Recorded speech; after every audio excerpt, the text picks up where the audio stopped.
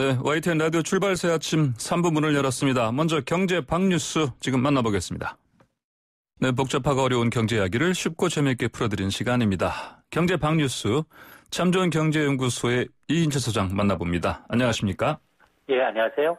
자, 정부가 내년도 우리나라 살림살이 규모 555조 원 넘게 편성했죠? 그렇습니다. 정부가 내년도 살림살이 규모를 확정했습니다. 내년 예산은 올해보다 8.5% 늘어난 555조 8천억 원입니다.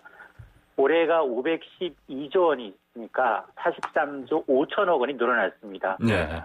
세 차례의 올해 추경 예산까지 포함하면 증가율은 1.6%입니다. 중점 투자 사업은 한국판 뉴딜에 21조 3천억 원을 배정했고요. 예. 가장 지출 규모가 큰 것은 역시 보건, 복지, 고용 예산입니다. 199조 9천억 원. 거의 전체 예산의 3분의 1 이상을 복지 분야에 투입을 하고 있고, 이 가운데 일자리 예산은 30조 6천억 원에 달해서 역대 최대입니다. 코로나19 충격으로부터 이제 국민의 생계, 터전을 지키는 게 급선무다라는 판단이고요. 네. 또 이런 가운데 코로나19에 따른 경기 부진 등의 영향으로 내년 총 수입은 483조 원으로 0.3% 증가에 그칩니다. 반면에 국가 채무는 늘어납니다. 140조 원 가까이 늘어나서 누적으로 945조 원으로 급증합니다. 이렇게 되면 이 GDP 대비 국가 채무 비율은 46.7%까지 치솟는데요. 이런 추세로라면 2022년 50%를 넘고 예. 2024년에는 60%에 근접할 것으로 보입니다. 정부는 일단 재정 건전성 악화 우려에도 불구하고 코로나 충격에서 빠르게 벗어나 포스트 코로나 시대의 선도 국가로 도약하기 위해서 재정의 역할을 충실히 하겠다는 의도입니다. 네, 한마디로 코로나19 돌파형 어떤 예산 편성으로 볼 수 있겠네요. 그렇습니다. 예. 자, 코로나19 영향으로 지난 2분기 우리나라 경제 성장률이 글로벌 금융위기 이후에 최저수준으로 떨어졌다고요? 그렇습니다. 지난 2분기 경제 성장률 수정치가 나왔습니다. 코로나 충격으로 올해 2분기 경제 성장률은 전분기보다 마이너스 3.2%로 집계됐습니다. 지난 7월에 발표된 2분기 속보치보다 0.1%포인트 상향 조정됐는데요. 네. 자, 그런데 1분기에 마이너스 1.3%이어서 2분기 연속 마이너스 성장한 셈입니다. 이는 글로벌 금융위기 당시였던 2008년 4분기 이후 11년 6개월 만에 가장 낮은데요. 2분기 성장률을 끌어내린 건 다름 아닌 수출이었습니다. 우리 경제 주축인 수출은 코로나19 여파로 세계 수요 위축의 직격탄을 맞으면서 예. 자동차, 휴대전화가 안 팔렸습니다. 수출은 무려 16% 넘게 급감했는데요.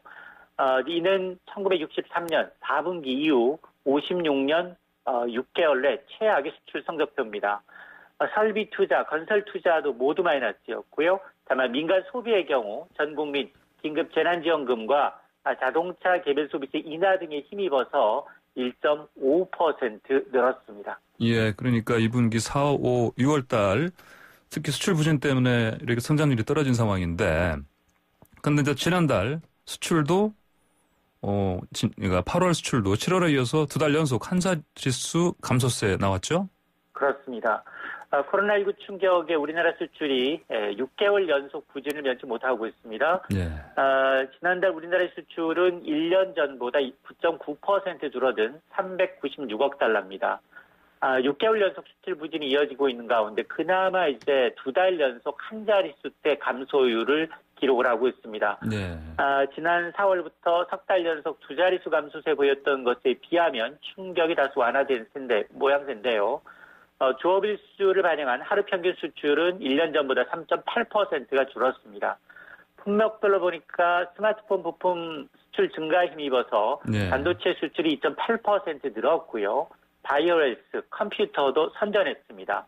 코로나19로 집에서 보내는 시간이 많아지면서 TV와 같은 가전제품 수출도 15% 가까이 증가했습니다. 예. 반면에 일반 기계가 17% 넘게 줄었고요. 석유화, 자동차, 철강, 석유 제품 대부분의 수출 주력 품목들이 마이너스를 기록했습니다. 코로나19와 이제 미중 무역 분쟁 등의 이제 불안 요소가 있기 때문에 하반기 수출 전망도 안개 속인데요. 미국, 유럽, 이 코로나19 확산세가 우려가 커지고 있는 상황에서 우리의 대외 수출 환경은 여전히 녹록지 않기 때문에 3분기에 V자형 수출 반등을 기대하기는 다소 어려워졌습니다. 네. 자, 카카오의 자회사죠. 카카오 게임즈 공모주 청약 첫날 16조 원이 넘는 돈이 몰렸네요. 그렇습니다. 어제 이 카카오 게임즈 일반 투자자 대상 공모주 청약 첫날인데요. 무려 427대 1의 경쟁률을 기록하면서 흥행 돌풍 신화를 기록했는데요. 예. 증거금만 16조 4천억 원 넘게 몰렸습니다. SK바이오팜의 최종 청약 경쟁률 323대 1은 물론이고 첫날 증거금 6조 원대를 훌쩍 뛰어넘었는데요. 카카오 게임즈는 일반 투자자 청약에 배정된 물량은 전체 공모 물량 1,600만 주의 20%인 320만 주에 불과합니다. 첫날 경쟁률이 이만큼이면 예. 둘째 날 경쟁률은 보통 한 5배 넘게 네.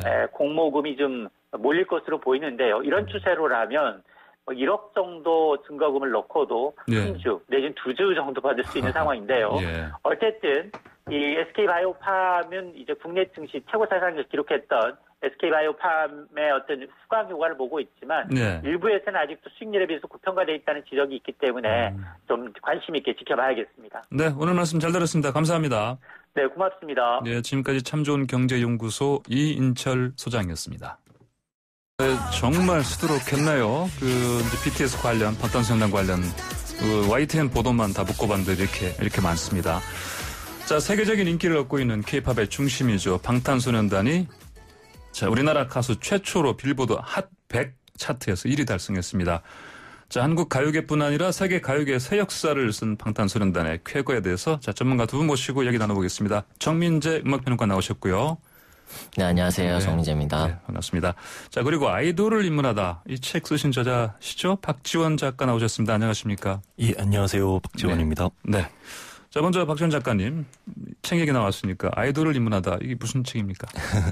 그러니까 지금 BTS 얘기도 나오는 거죠? 예, 좀 BTS가 좀 중심이 되고 있고요. 네. 아무래도 지금 방탄소년단이 또 1위 해서 또 네. 전국적으로 또 굉장히 주목받고 있잖아요. 우리가 흔히 뭐 BTS, 방탄소년단, 트와이스, 뭐 워너원, 뭐 이를테면 뭐 소녀시대, 아이유, 우리가 뭐 아이돌이다, 뭐 음악성이 없고 메시지도 없고 이렇게 네. 또 흔히들 또 무시하기도 했던 그런 가수들이 굉장히 의미가 있고 또 메시지가 있고 철학이 있고 나름의 인문학적인 어떤 그런 메시지들이 있다는 거를 좀 밝혀봤던 책입니다. 아, 그렇군요. 이제 다시 또 그 안에 특히 BTS 관련 얘기도 있다고 하니까 독자들이 많이 또 다시 찾겠습니다. 많이 찾아주셨으면 좋겠습니다. 네, 알겠습니다. 자, 본격적으로 이번 방탄소년단의 빌보드 차트 100 핫백 1위에 대해서 이야기 나눠보겠습니다. 정민재 평론가님. 네. 일단 이 빌보드 핫백 차트에 대해서 좀 알려주세요. 간단히. 아시다시피 빌보드에는 수십 개의 하위 차트가 있습니다. 뭐 장르별 차트도 있고 방송 차트도 있는데요. 이 핫백 차트라고 하는 거는 빌보드 200 그리고 핫백 이렇게 두 개의 차트가 메인 차트가 돼요. 그래서 핫백 차트라고 하는 거는 곡 단위의 인기곡 차트가 됩니다.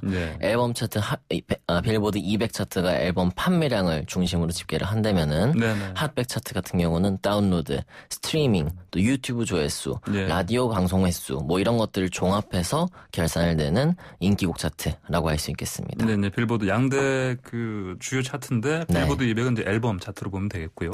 이제 이 핫백은 싱글곡으로 보면 되겠다. 이런 말씀이신 거죠. 그런데 이제 자, 그러면 이렇게 이 싱글을 겨루는 싱글 그 앨범 가운데 싱글 그 곡 가운데 어떤 겨루는 빌보드 핫백에서 1위. 이게 어떤 의미로 이렇게 볼 수 있겠습니까? 그러니까는 뭐 과거를 생각해 본다면 우리가 CD로 음악을 들을 때 또 이전에 레코드판으로 앨범을 들을 때 이때는 우리가 앨범을 전체를 듣는 경우가 많았잖아요. 네, 그렇죠. 근데 요즘 대중 같은 경우는 스트리밍으로 음악을 듣기 때문에 곡 단위로 음악을 듣는 경우가 많단 말이죠.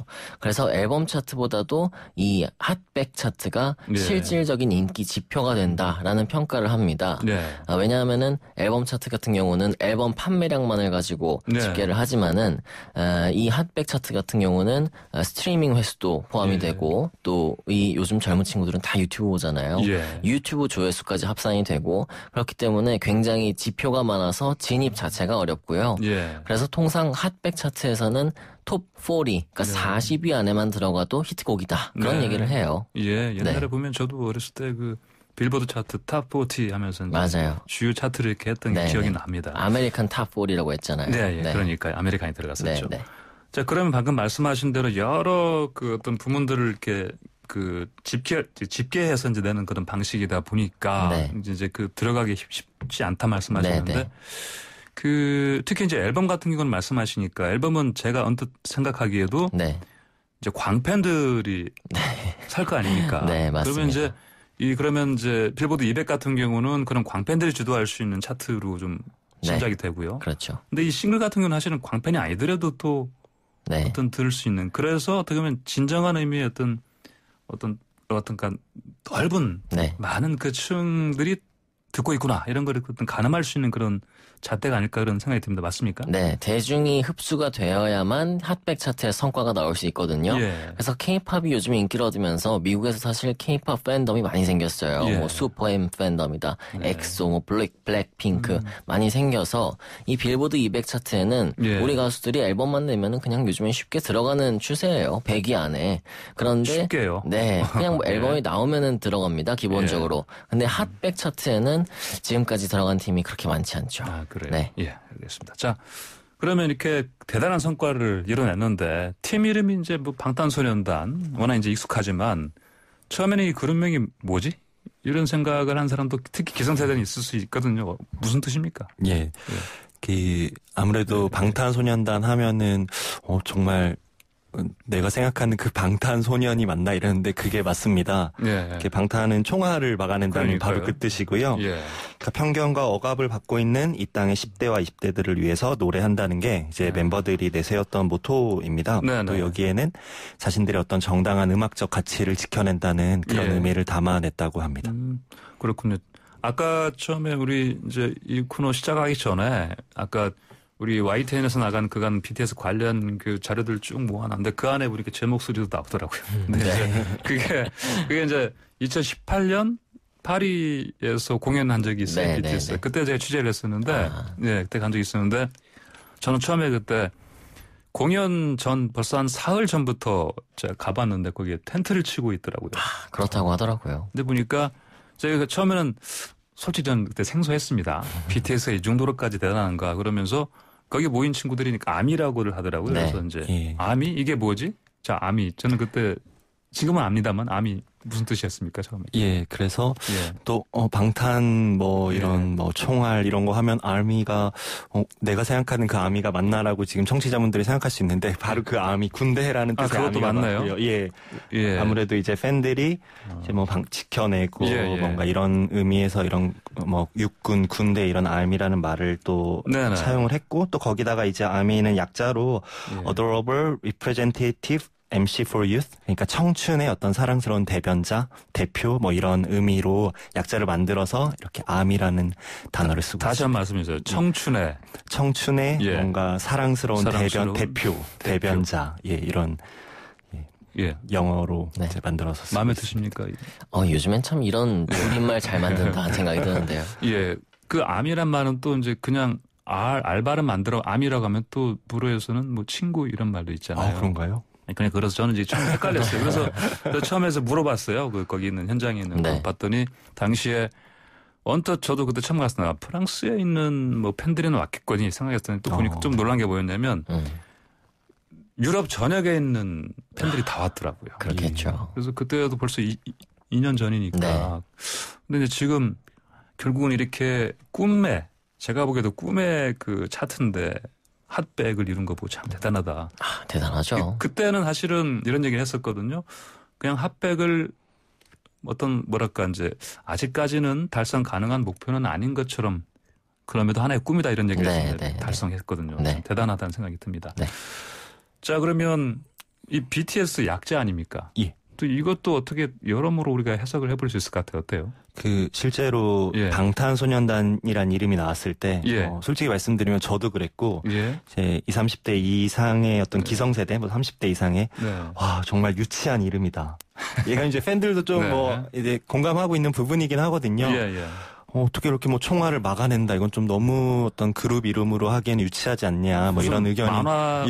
만화 제목 같기도 하고요. 굉장히 많았는데 좀 아무래도 그러다 보니까 이제 기획사 뭐 빅히트 엔터테인먼트 측에서 이제 BTS를 이제 해외 어떤 이제 공략을 할 때 Beyond the Scene 이라는 이제 BTS라는 약자로 이제 활동을 했고요.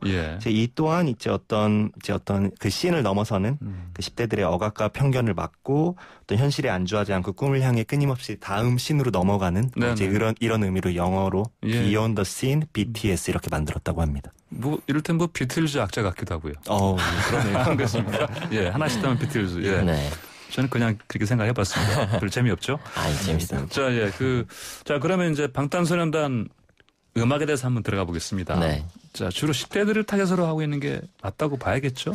시작할 때는? 네, 초반에는 확실히 10대를 타겟으로 하고 있었죠. 그러니까 뭐 학교 3부작이라고 해서 앨범 3연작이 나왔는데 전부 학교 얘기를 다루고 있었습니다. 그때 뭐 기억에 남는 가사가 있다면은 우리를 공부하는 기계로 만든 건 누구? 1등이 아니면 낙오로 구분. 뭐 이런 가사가 있었어요. 그러니까 파격적이라는 거죠. 그래서 확실히 10대 청소년들을 대변하고 있다. 그들의 마음을 좀 대신 얘기하고 있다라는 생각이 들었는데 사실 멤버들도 나이가 들어가고 팬들도 나이가 들어가잖아요. 그러면서 점점 20대 전반의 이야기 혹은 세대와 구분 없는 좀 우리 사는 이야기 이런 것들로 이야기가 뻗어나갔어요. 그래서 나중에는 우리가 뭐 3포 세대 이런 얘기를 많이 하잖아요. 청춘 20대를 두고. 그래서 가사에서 3포 세대, 5포 세대, 그럼 난 6포가 좋으니까 6포 세대 이런 가사를 내기도 했어요. 진짜 말장난까지. 이른바 아재 개그. 아재 개그인데 그래도 어쨌든 3포 세대 얘기를 했다는 점 이런 게 젊은이들을 대변하고 있다. 그러니까 좀 전반적으로 10대부터 시작해서 20대, 30대 이야기들을 많이 하고 있다라는 생각이 듭니다. 그 얘기 하시니까 기억나는 게 있는데 그 보통 콘서트장 근처에 가면은 제가 뭐 우리나라에서는 이제 한국에서는 그런 기회가 없었지만 아까 말씀드린 그 파리 공연 같은 경우 보니까 부모가 같이 온 경우가 많았어요. 그러니까 물론 그거는 이제 자기 자녀가 그 거리적으로 먼 데서 이제 오다 보니까 뭐 안전 때문에 그런 것도 있겠지만 물어봤더니 특히 엄마들 같은 경우 많이 와 있는데 엄마들도 팬이 많더라고요. 그리고 재밌는 게요. 사실 영미 노래들을 보면은 이 방탄소년단 직전에 1위였던 노래가 카디비와 메간 더 스텔리온이라는 래퍼의 왑이라는 노래입니다. 이 가사는 지금 소개할 수가 없어요. 방송에서. 너무나 선정적이고 외설적인데 그런 가사들이 많은 와중에 방탄소년단 노래를 들어오면은 이거는 10대 얘기 아니면 20대 고민 얘기 이런 것들이란 말이죠. 그래서 외신 서구는 방탄소년단 음악은 우리 아이들이 들어도 뭐 나쁘지 않다. 추천할 만하다. 뭐 그런 얘기들도 한다고 하더라고요. 그러니까 그런 차원에서 봤을 때는 그러면 뭐 10대뿐이 아니고 전 연령층에서 사랑받을 수 있는 그런 뭐 가사 내용, 음악 장르도 어떻게 그렇게 볼 수 있겠습니까? 어떻습니까? 초반에는 이제 힙합 기반의 댄스 음악으로 시작을 했는데요. 점점 이제 R&B 또 일렉트로닉 댄스, 팝 댄스 이렇게 뻗어나가면서 많은 스펙트럼을 소화하고 있고요.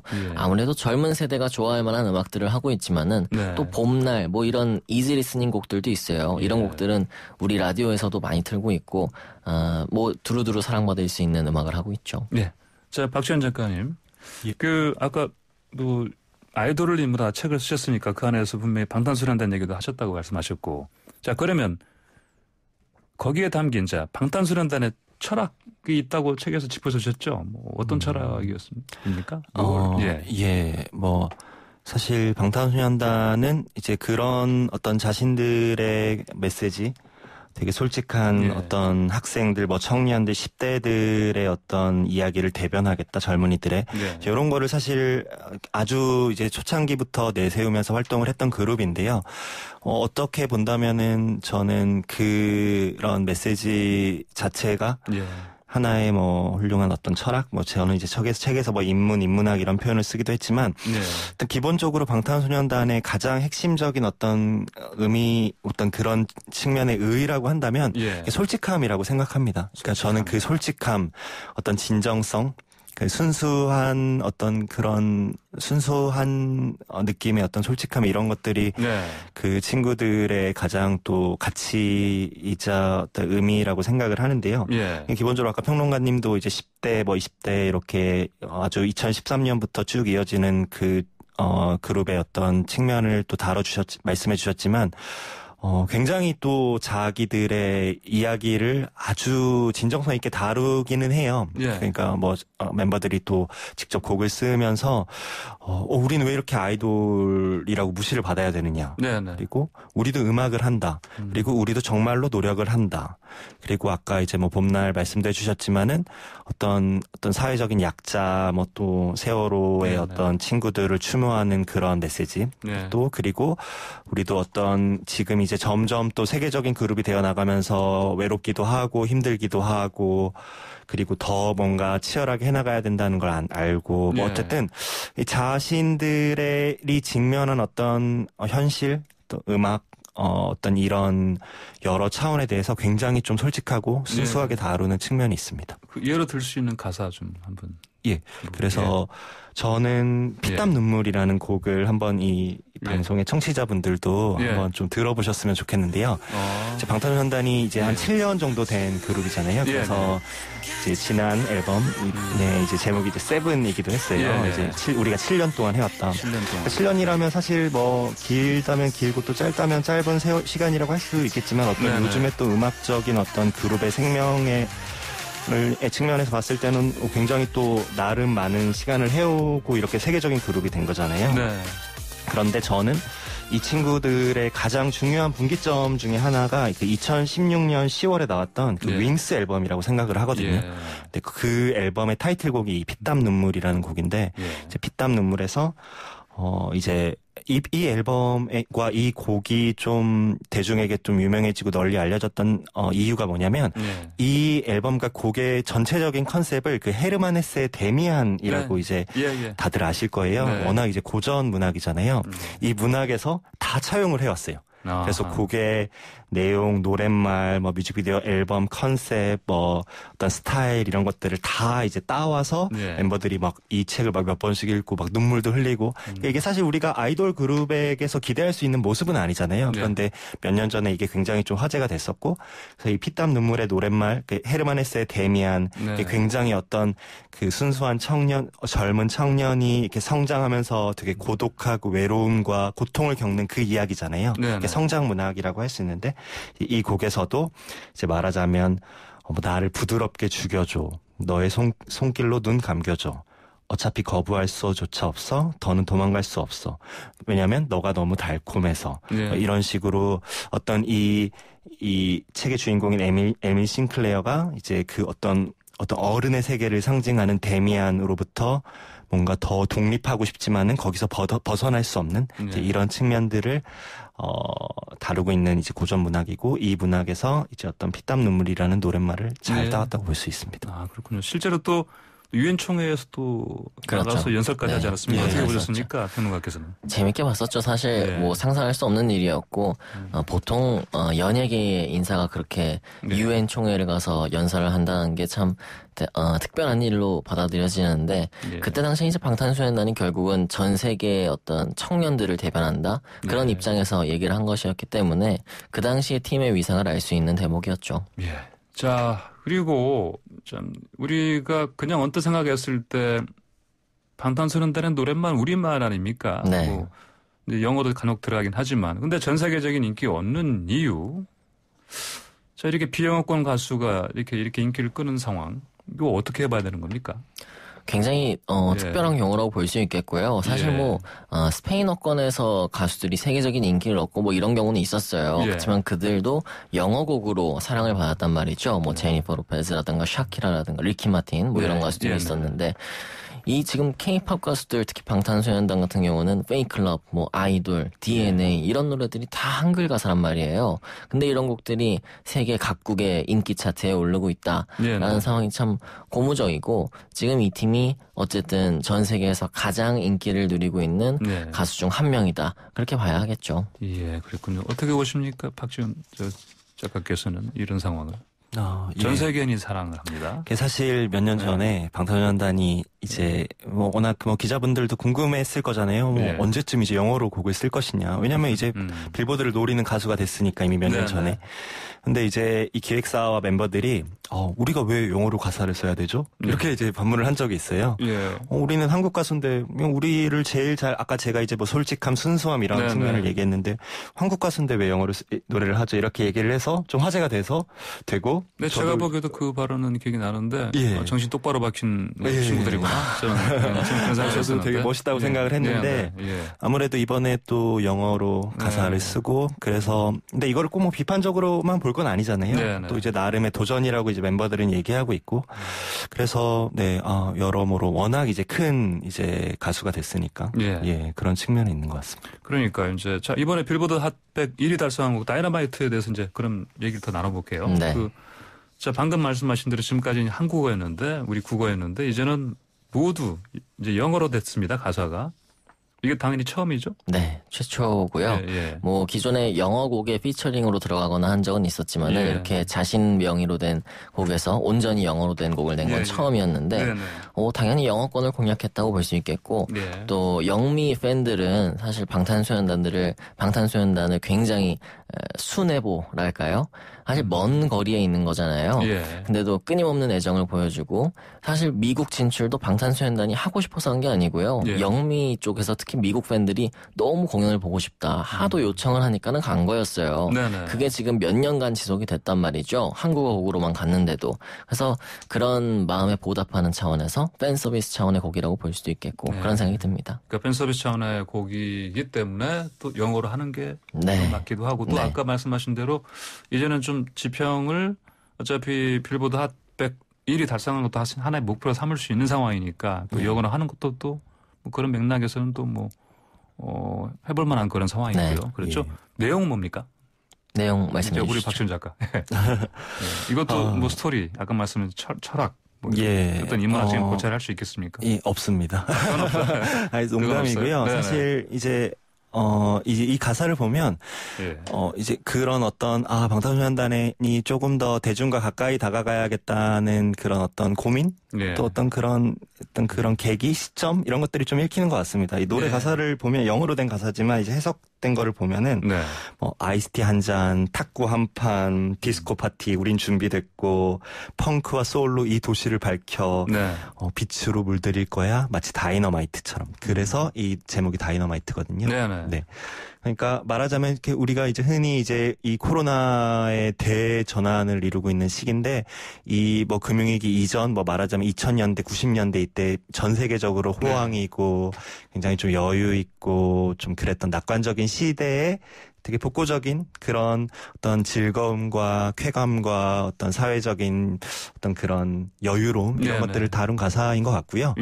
워낙 좀 특히 이 초기 며칠간의 이 폭발적인 반응이 이 친구들이 그런 걸 잘 건드려줬던 것 같기도 하고 그 방탄소년단이 특히 이제 그 멤버 중에 V라는 멤버가 있는데 그 멤버가 그 기자회견에서 우리가 음악을 너무 사랑하고 우리가 노래와 춤에 대한 열정은 어느 누구에도 뒤떨어지지 않는 걸 알지만 이번에 이 곡을 준비하면서 정말 대중들의 사랑이 너무나 소중하고 우리가 그거 없이 안 되는 걸 좀 새삼 알았다 뭐 이런 말을 한 적이 있어요. 그러니까 어떤 그런 방탄소년단이 그러니까 이제 또 점점 더 팬이랑 만나기 힘들어지고 또 워낙 그들을 찾는 팬이 많아진 이 상황에서 그들과 좀 더 가까이 다가서려는 그런 어떤 노력이 잘 읽히는 곡이었던 것 같습니다. 뭐 그렇다면 이게 뭐 너무 단순한 질문일까요? 이게 영어로 가사가 된 것 자체가 빌보드 핫100 1위 거기 도달하는데 도움 됐다고 보십니까? 물론 뭐 도움이 된 수준이 아니고 결정적인 역할을 했다고 봅니다. 결정적인 역할을 했다. 저는 이 상황을 보면서 재밌었던 게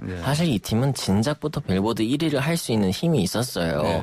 대중의 관심도 상당했고 팬덤의 충성도는 뭐 어마어마했죠. 그리고 미디어의 주목도 상당했고 근데 이 팀이 항상 빌보드 1위까지 못 갔던 거 그리고 차트에 올라가서 금방 떨어졌던 거 이런 거는 사실 라디오에서 뒷받침이 안 됐습니다.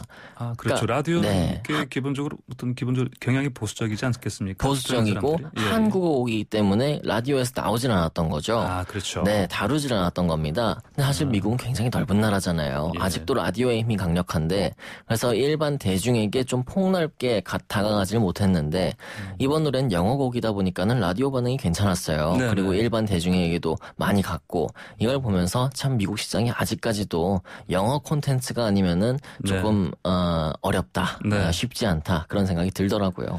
자, 저도 좀 곡을 좀 들어봤는데 이 곡은 장르를 어느 쪽으로 뭐 만약에 분류한다면 볼 수 있겠습니까? 디스코 팝으로 봐야겠고요. 예. 지금 영미에서는 디스코 리바이벌 흐름이 상당합니다. 예. 그러니까 우리는 항상 레트로 얘기하면 90년대 얘기를 하잖아요. 뭐 90년대 댄스 가요들. 예. 근데 미국 영미에서는 레트로 하면은 70년대 말 뭐 토요일 밤의 열기 뭐 이런 디스코 음악을 항상 얘기를 해요. 네. 그래서 올해 나왔던 뭐 젊은 가수들 뭐 두아리파, 뭐 위켄드, 레이디 가가 이런 가수들이 일제히 디스코를 했습니다. 인디로 가면 뭐 그 흐름이 어마어마하고요.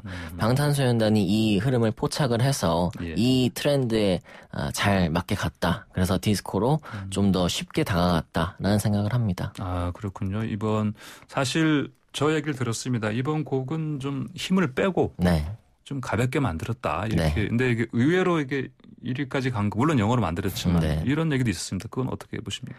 지금까지 냈던 곡 직전에 나왔던 뭐 온 이런 노래는요. 사실 이지 리스닝이라고 볼 수는 없어요. 라디오에 나왔을 때 사람들이 그렇게 쉽게 들을 만한 곡은 아니고 특히 퍼포먼스가 같이 동반되어야만이 이 노래의 진가를 알 수 있는 그런 경우가 많았는데 이 다이너마이트라는 노래는 퍼포먼스를 굳이 보지 않고 우리가 귀로만 들어도 이 노래 충분히 신나고 흥겹고 그냥 틀어놓을 수 있는 노래라는 거죠. 그런 면에서 확실히 좀 쉽게 다가갔다라는 말이 맞는 것 같습니다. 네네. 자, 아까 이 노래 가사에 담긴 스토리 말씀하셨는데 이전에 외국에서 콘서트를 할 때 BTS 할 때 보면은 이 팬들이 그 공연장 근처에 또는 안에서 공연할 때에도 이 가사를 영어가 아니라 한국어 가사를 이렇게 번역해서 그걸 자기들이 읽을 줄 알아요 보니까 그거를 흔히 말하는 이른바 떼창으로 하기도 하고 그러는데 그러면서 그런 거야. 이 친구들이 제가 봤을 때 이해를 얼마나 하고 도대체 저렇게 하나 그랬더니 아니더라고요. 다 그거를 자기 나라 말로 다 한 번 또 번역해서 이해를 하고 와서 얘기를 하는 거예요. 그러면서 왜 좋아하냐 그랬더니 자기는 벌써 어떤 친구 때 제가 30대 중반의 여성이었는데 제 기억으로 30대 중반이에요. 여성인데 적지 않은 나이죠. 근데 이제 이 친구가 저한테 그러는 거예요. 나는 이 BTS랑 5년 전부터 이미 알고 있었고 그 이유가 가사 때문이었다. 그런 얘기를 하는 거예요. 그래서 이 관련해서 이게 정말 좋은 측면을 이제 말씀해 주신 것 같은데요.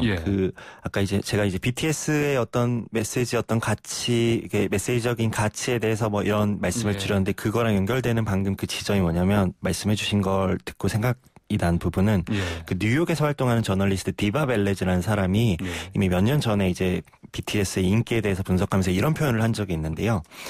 BTS는 서양 시장에 진출하려는 노력 없이 자신들의 방식으로 경계를 넘어버린 그룹. 그들의 진실함과 진정한 쿨함이 팬들과 연결고리를 만들어냈다. 이런 표현을 한 적이 있어요. 그러니까 이제 뭐 한국어 가사, 뭐 그들 뭐 5년 전부터 그들의 가사에 집중한 어떤 서양의 팬 이런 것들이 흔히 약간 이렇게 만화의 스토리 같잖아요. 어떻게 그리고 우리는 아직까지도 어떻게 어떤 미국 어떤 서구의 팬들이 우리나라의 어떤 한글 가사를 아직까지 우리 기성세대들은 조금 약간 얼떨떨하고 민망하고 왠지 낯선 그런 느낌이 있는데 그런 측면에서도 우리가 이 젊은 어떤 세계적인 그룹 우리나라에서 배출한 그런 그룹의 행보에 주목을 할 수밖에 없는 것 같습니다. BTS 관련해서 지금 나누고 싶은 얘기가 지금 끝이 없는데 시간이 다 돼가는데 마지막으로요. 자, 핫100 1위. 오래 갈 것 같습니까? 핫백 1위가 오래가진 않더라도요. 설령 이 노래는 뭐 이전처럼 차트에서 금방 나가지는 않을 것 같다는 생각이 듭니다. 지금 워낙 반응이 뜨겁고요. 그리고 아까 말씀드린 것처럼 트렌드를 잘 포착한 그런 곡이기 때문에 당분간은 인기 차트에서 꾸준히 좀 사랑을 받지 않을까 하는 생각이 듭니다. 오래 갈 것이다. 보겠습니다. 알겠습니다. 자, 두 분 말씀 여기까지 듣겠습니다. 감사합니다. 네, 감사합니다. 네, 지금까지 정민재 음악평론가 박지원 작가였습니다. 네, YTN 라디오 출발사 아침 3부 순서 여기서 마치고요. 잠시 후 4부로 돌아오겠습니다. 네, 우리의 가슴을 뜨겁게 만드는 스포츠 뉴스 최동호 스포츠문화연구소장과 함께 짚어봅니다. 안녕하십니까? 예, 안녕하세요. 자, 지금 김광현 선수 등판한 상황인데 예. 초반인데 어떻습니까? 지금 이 시각 현재 우리 국민들의 관심사 중에 하나죠. 예. 김광현 선수의 시즌 2승 도전하는 경기. 네네. 신시내티하고 세인트루이스의 경기가 진행 중인데요. 이제 네. 결론적으로 말씀드리면은 그김광현 선수의 시즌 2승이 네. 가능성이 높습니다. 예. 세인트루이스가 3회 초 현재 신시내티에 8대 0으로 앞서 있습니다. 예. 김광현 선수 2이닝 무실점을 호투하고 있고요. 네. 세인트루이스의 타선이 1회부터 폭발해가지고 8대 0으로 앞서고 있으니까 예. 웬만하면은 김광현 선수 시즌 2승 오늘 달성이 눈앞에 두고 있습니다. 그러니까 투수가 또 이렇게 초반에 점수가 많이 나와주면 또 힘을 받지 않겠습니까? 힘 받고요. 예. 그러니까 류현진 선수하고 조금 반대 양상이라고 볼 수가 있겠죠. 그러니까 예. 이걸 보통 우리가 이제 투타 밸런스라고 얘기를 하는데 네. 투수가 아무리 잘 던져도 예. 극단으로 가게 되면 아무리 잘 던져도 투수는 비길 수밖에 없겠죠. 예. 점수를 못 내면은 비기는 0대0 무승부잖아요. 네네네. 근데 결국엔 타자가 점수를 내줘야 되는데 예. 잘 던질 때 잘 쳐줘야지 예. 팀이 잘 나가죠. 예. 잘 쳐줬으니까 오늘 또 잘 던져주겠죠? 네. 경기 끝까지 봐야 되는데, 예. 스포츠는 끝까지 봐야 되는데, 예. 3회 초에 8대 0으로 앞서고 있으니까, 네. 시즌 2승이다라고 이렇게 짐작해 볼 수 있겠죠. 네. 수요일 아침에 좋은 소식입니다. 자. 예. 자, KOC. 자, 대한체육회가 대한올림픽위원회의 영어 약자? 예. 맞죠? 예, 맞습니다. 그러면 갑자기 근데 KOC가 체육회 이슈로 떠올랐습니다. KOC 대한올림픽위원회. 예. KOC를 분리하겠다는 것. 자, 대한체육회는 이 분리에 반대한다는 입장이고요. 예. 대한체육회가 KOC 분리 반대를 주장하는 또 광고까지 됐습니다. 이거 어떤 상황입니까? 체육회가 이제 8월 11일에 임시 대의원 초기를 개최했거든요. 예. 여기에서 논의된 사항을 결의문으로 발표했는데 이 결의문의 주요 내용은 KOC 분리에 우리는 반대한답니다. 네. 분리에 반대한다는 뜻은 현재 정부에서 KOC 분리를 추진하고 있기 때문에 반대를 하는 거겠죠. 예. 정부와 이제 다른 목소리를 내는 거거든요. 네. 자, 그런데 그제 이 결의문 KOC 분리에 반대한다는 이 결의문을 주요 스포츠지에 광고로 낼 정도로 네. 굉장히 강하게 반대를 하고 있거든요. 자, 그래서 이 KOC 분리 문제를 두고 대한체육회와 이 정부 사이에 예. 충돌이 예상이 되고 있는 상황이라서 예. 오늘 좀 얘기를 해보려고 하는 거죠. 예. 저 KOC 하면 코리안 올림픽 커미티? 예, 맞습니다. 그러면 대한올림픽위원회 아닙니까? 예. 근데 대한올림픽위원회 대한체육과 당이 다른 단체 아니겠습니까? 예, 다른 단체죠. 예. 어떻게 다릅니까? 우선 이제 대한체육회와 대한올림픽위원회의 이 개념을 좀 구분해야지 되거든요. 예. 체육회는 어떤 단체냐? 이제 국내의 체육 업무를 총괄하는 비영리 비정부 법인입니다. 법인입니다. 예. 법인이요. 1920년에 조선체육회로 이제 출범을 했고요. 이 조선체육회를 지금 대한체육회가 계승을 하고 있는 거죠. 자, 그러면 대한올림픽위원회는 뭐냐? 영어 약자로 KOC라고 얘기를 하는 네. 우리 IOC가 있죠. 국제올림픽위원회. 예. 국제올림픽위원회가 이 올림픽 운동을 전 세계에 확산하고 네. 올림픽을 좀 더 효율적으로 운영하기 위해서는 국가별로 지부가 있는 게 네. 운영에 효율적이겠죠. 네네. 근데 국가별 지부를 둡니다. 네. 이거를 보통 이제 NOC라고 얘기를 하거든요. 네. 이 내셔널 올림픽 커미티. 예. 이 국가별 올림픽 위원회의 한국 지부 이름은 KOC라고 하는 거죠. 네. 코리안 올림픽 커미티 해가지고. 네. 예, 그래서 이 NOC의 성격은 우리가 우리나라 대표를 뽑아서 IOC로 보내는 게 아니라 예. IOC가 올림픽 운동을 하기 위해서 한국 지부 성격으로 그 업무를 한국에 위임한 거라고 보셔야 됩니다. 예. 그렇기 때문에 네. 우리가 이제 올림픽에 참가를 하더라도 대한민국 정부가 선수단을 뽑고 훈련시켜서 보내는 게 아니라 정부 차원의 올림픽에 참가하는 게 아니라 이 NOC 자격, KOC 자격으로 올림픽에 참가라는 거죠. 이런 성격이 좀 있고요. 때문에 이제 대한체육회하고 대한올림픽위원회는 분명히 다른 조직인데 현재는 두 단체가 통합되어 있는 상황입니다. 그 영문 약자도 비슷하잖아요. 그래서 현재 이 통합되어 있기 때문에 대한체육회의 영문 약자를 우리가 KSOC라고 표기를 하고 있거든요. S가 들어가네요. 그러니까 예, 이게 KOC. 이제 코리안 스포츠 앤 올림픽 커미티라고 돼 있죠. 그런데 원래부터 이게 통합되어 있지는 않았어요.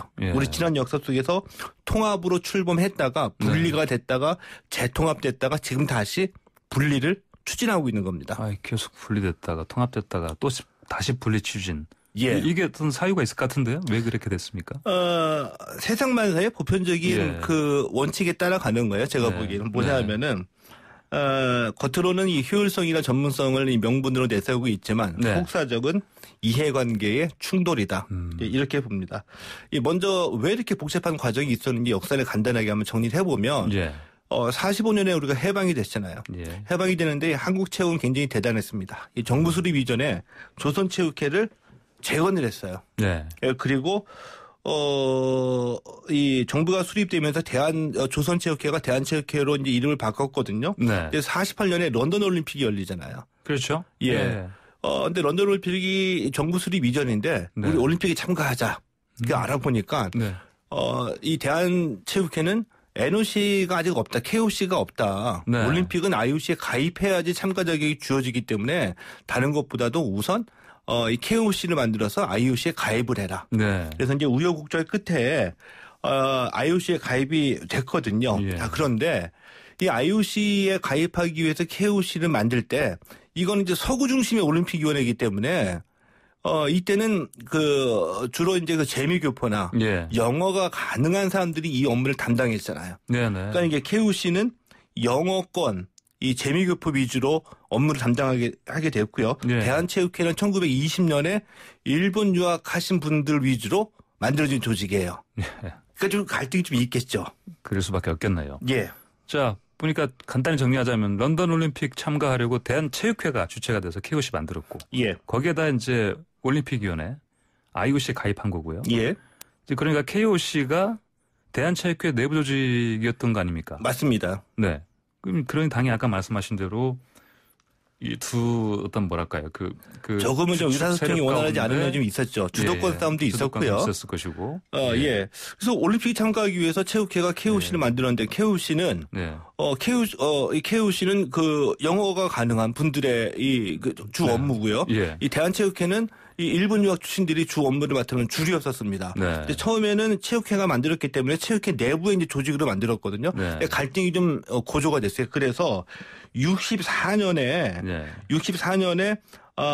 이 대한올림픽위원회 KOC가 분리돼가지고 사단법인으로 출범을 합니다. 갈라졌어요. 64년에. 갈라졌는데 1966년 방콕 아시안게임에서 또 엄청난 사건이 발생해요. 이 사건을 우리가 간단하게 손기정 삭발 사건이라고 얘기를 하거든요. 이게 무슨 얘기냐면 손기정 선생이 방콕 아시안게임 선수 단장이었습니다. 이때 우리가 종합 2위를 했어요. 그리고 귀국했는데 귀국할 때 삭발을 했습니다. 삭발을 하고 김포공항에 내리고 난 다음에 기자회견할 때에도 삭발한 모습 그대로 했어요. 그리고서는 그동안에 있었던 일을 폭로를 했죠. 이게 무슨 얘기냐.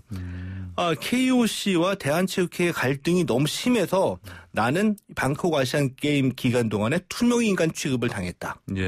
이게 무슨 얘기냐면은 체육회 쪽 감독이 있으면 KOC 쪽 선수를 기용을 하지 않아요. 이런 갈등이 거기서 표출돼 버린 거죠. 근데 그 당시 국민들이 너무 충격적이었어요. 민족의 영웅 손기정 선생이 삭발을 하고 돌아와서 그동안의 갈등을 폭로하다니. 그래서 이제 그 당시 이제 박정희 대통령이 진상조사를 해라.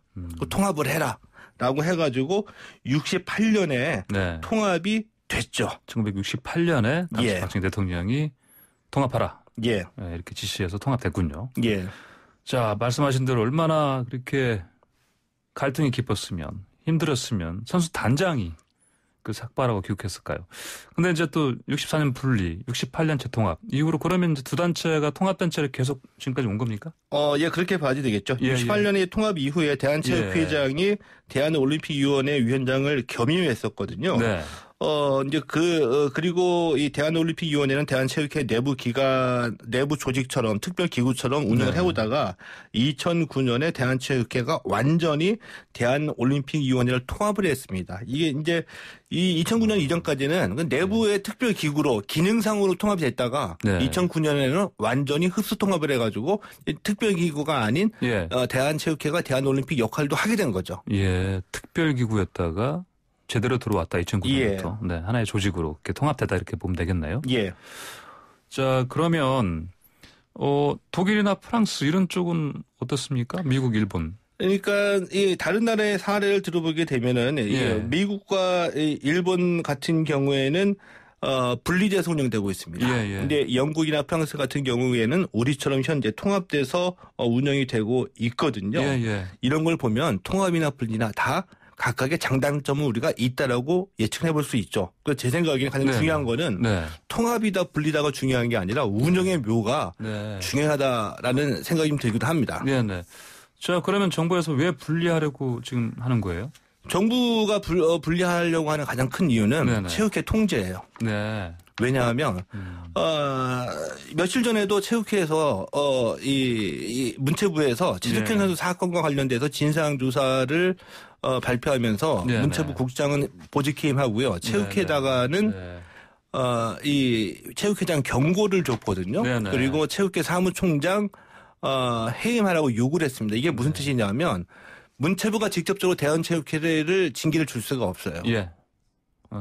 왜냐하면 올림픽위원회의 이 성격을 갖고 있기 때문에 IOC로부터 견제를 받거든요. 때문에 예를 들면 문체부 입장에서는 이 대한체육회가 1년 예산 4천억 원을 집행하는 기관인데 관리 감독의 의무를 다하기가 힘들다. 그래서 KOC를 분리해놓고 대한체육회를 좀 더 관리 감독의 의무를 강화하겠다. 이런 뜻이 있죠. 네, 알겠습니다. 자, 오늘 스포츠 소식은 여기까지 하겠습니다. 잘 들었습니다. 감사합니다. 고맙습니다. 지금까지 최동호 스포츠문화연구소장이었습니다. 네, YTN 라디오 출발 새 아침 오늘 저희가 준비한 소식은 여기까지입니다. 9호 태풍 마이삭이 매우 강한 세력을 유지한 상태로 한반도를 향해서 북상하고 있습니다. 최대 풍속이 초속 50m에 달하고 있어서 각별한 주의가 필요합니다. 이어지는 날씨 정보와 뉴스 특보에 귀 기울여 주시기 바랍니다. 저는 내일 아침 7시 정각에 변함없이 슬기로운 내용으로 찾아뵙겠습니다. 저는 황보선이었습니다. 감사합니다.